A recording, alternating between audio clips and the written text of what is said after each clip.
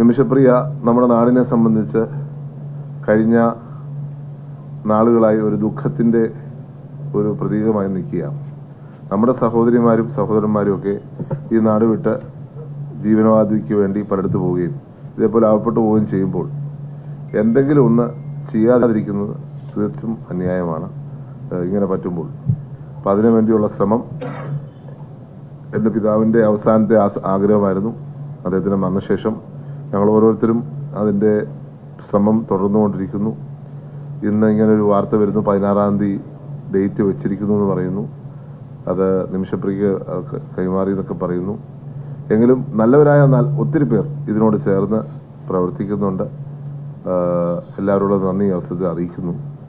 ഒപ്പം ഇന്ന് തന്നെ അബ്ദുൾ റഹീം ട്രസ്റ്റ്, ആ ട്രസ്റ്റിൽ നിന്നൊരു ഇൻഫർമേഷൻ എനിക്ക് തന്നു.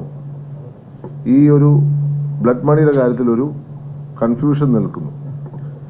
അവർ അക്സെപ്റ്റ് ചെയ്യുമോ ഇല്ലയോ എന്നുള്ളൊരു കൺഫ്യൂഷൻ നിൽക്കുന്നു. അവർ അക്സെപ്റ്റ് ചെയ്യാൻ റെഡി ആണെങ്കിൽ അതിന്റെ മുഴുവൻ തുകയും ഈ അബ്ദുൾ റഹീം ട്രസ്റ്റ് നൽകുവാൻ സന്നദ്ധമാണ് എന്ന് എന്നെ ഇന്നലത്തെ ബോർഡ് മീറ്റിംഗ് കൂടിയതിനു ശേഷം ഇന്ന് രാവിലെ എന്നെ വിളിച്ചറിയിച്ചിട്ടുണ്ട്.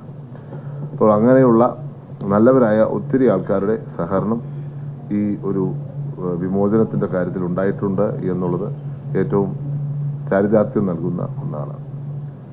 എല്ലാവരെയും ഈ പറഞ്ഞ പല പരിപാടിക്കും നിങ്ങളെ സ്വാഗതം ചെയ്യുന്നു. തിരുവനന്തപുരത്തെ പരിപാടിയും അത് അങ്ങോട്ട് വിപുലമായി പ്ലാൻ ചെയ്തിട്ടില്ല. അതും ഈ മാസത്തിനുള്ളിൽ തന്നെ നടത്തും എന്ന് അറിയിക്കും.